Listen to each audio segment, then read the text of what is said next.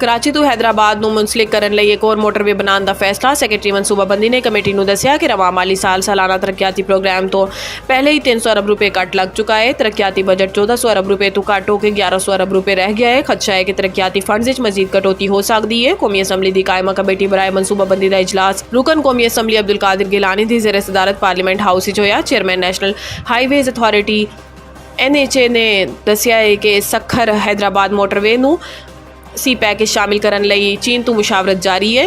दिसंबर consultant Sukkur Hyderabad motorway की feasibility लई काम शुरू कर देगा। इन्होंने दस्सिया है कि इस मोटरवे ते लागत दा तुखमीना 308 अरब रुपए जो 3 माह मुकम्मल होएगी।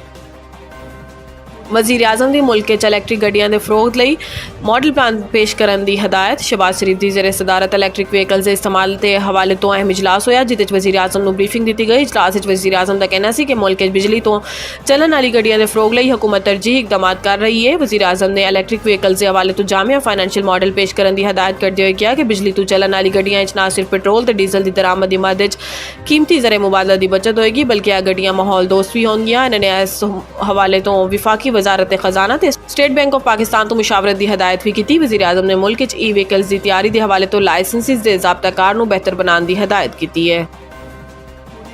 हुकूमती पाबंदी के बावजूद लाहौर प्लास्टिक शॉपिंग बैग्स का सरेआम इस्तेमाल जारी। महकमा मौलियात पंजाब ने 5 जून को प्लास्टिक बैग्स से पाबंदी आयद की सी। ताहम लाहौर के होलसेल डीलर्स परचून फरोश ते करियाना स्टोर्स इत्थे तक के रेडीबान समेत हर कोई प्लास्टिक बैग्स इस्तेमाल करता दिखाई दिंदा है। हुकूमत ने 5 जून को सूबे 75 माइक्रोन तो घट शॉपर बैग्स फरोख्त करने ते पाबंदी लाई सी मगर मार्केटां इस वक्त भी 12 माइक्रोन वाले प्लास्टिक शॉपिंग बैग सरेआम इस्तेमाल हो रहे हैं। महकमा मौलियात की टीमां कित्थे नज़र नहीं आ रही। दुकानदारों का कहना है कि 12 माइक्रोन के लिफाफे डिमांड ज़्यादा है। खांचा फरोशों रेडीबानों तो दुकानदारों का कहना है कि 12 माइक्रोन के सिवा कोई और शॉपिंग बैग मिलते ही नहीं, इन्होंने सस्ते पै जाते हैं। सैकटरी माहौलियात पंजाब जहांगीर अनवर नाल राबता किया गया तो इन्हों का कहना है कि 25 सितंबर तो प्लास्टिक बैग्स बेचने वालों के खिलाफ मुकदमा दर्ज करा के गिरफ्तारियां अमल च लाई जाएंगियां।